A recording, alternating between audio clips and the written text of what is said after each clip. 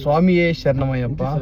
ఇది నా day series లో ఇది పార్ట్ 8 అనుకుంటా. డే మర్చిపోండి, పార్ట్ గుర్తు పెట్టుకోండి. ఇది పార్ట్ 8 అనమాట. మీకు చెప్పినా కదా 21 పుణ్యక్షేత్రాలు. ఇది పుణ్యక్షేత్రమే అనుకోండి, కాకపోతే తిరుపతికి వెళ్తానా మనము. తిరుపతిలో 18 అవతారు గల అయ్యప్ప స్వామి విగ్రహాలు అయితే ఉన్నాయి. ఒక గుళ్ళో ప్రెజెంటేషన్ చేసినారు. అక్కడ చూడనికి అయితే వెళ్తాను. ఎవరెవరు వెళ్తాను చూడండి. పరమే స్వామి, తర్వాత సదాస్వామి, వెంకట సుబ్బయ్య స్వామి, తర్వాత గురుస్వామి వస్తాడు. మొత్తానికి మా గురుస్వామి గానే వచ్చినారు. మేమైతే స్టార్ట్ అయినాం. గురుస్వామిని చూడండి. సో బయలుదేరినాం అనమాట.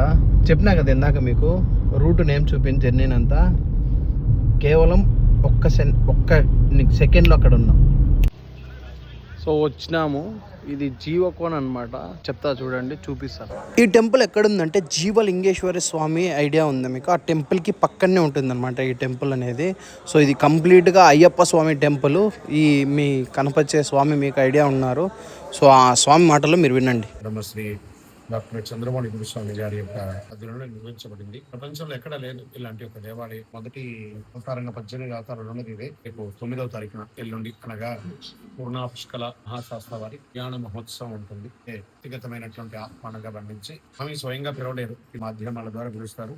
ఈ అదే కాకుండా ఎన్ని వీలుంటే అంతమందిని తీసుకొని రండి. ఫ్యామిలీస్ రావడం ముఖ్యం, ఎందుకంటే వాళ్ళు చూడాలి కాబట్టి రండి. అందరికీ భోజనాది కార్యక్రమాలు ఏర్పాటు చేస్తాం. ఇక్కడ భోజనం ఉంటుంది, అన్ని చేసుకోవచ్చు. ఆ స్వామి చెప్పేది ఒకటే అనమాట. ఇటువంటి గుడి మన దేశంలో ఎక్కడ లేదనమాట. సో 18 అవతారాలు గల ఇప్పుడు చూపిస్తాను. ఫస్ట్ మన గణపతితో మొదలు పెడతాం.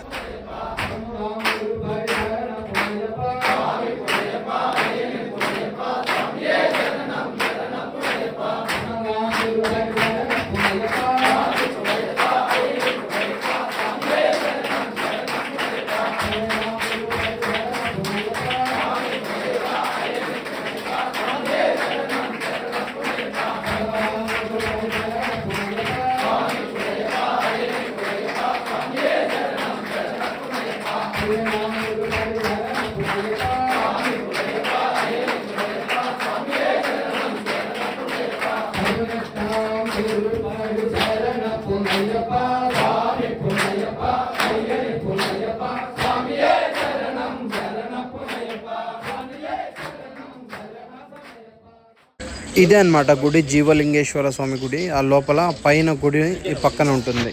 సో బాగా జరిగింది అయితే ధర్మం. బాగా స్వామివారు కన్నా బాగా ఆహ్వానించినారు. మా గురుస్వామిని కన్నా తిరుగు సత్కారము. 9వ తేదీ వాళ్ళకి ఏదో ఫంక్షన్ ఉందన్నమాట. నాకు విన్నారు కదా మీరు. ఎవరైతే రానికైతే ఖచ్చితంగా ట్రై చేయండి, దగ్గరలో ఉండేవాళ్ళు. మేము కన్నా ట్రై చేస్తాం వీలైనంత వరకు. సో ఇంకొక షార్ట్ వీడియోలో మళ్ళీ కలుద్దాం. ఇప్పటికే ఛానల్ ఎంత అవుతుంది. స్వామి శరణమయ్యప్ప.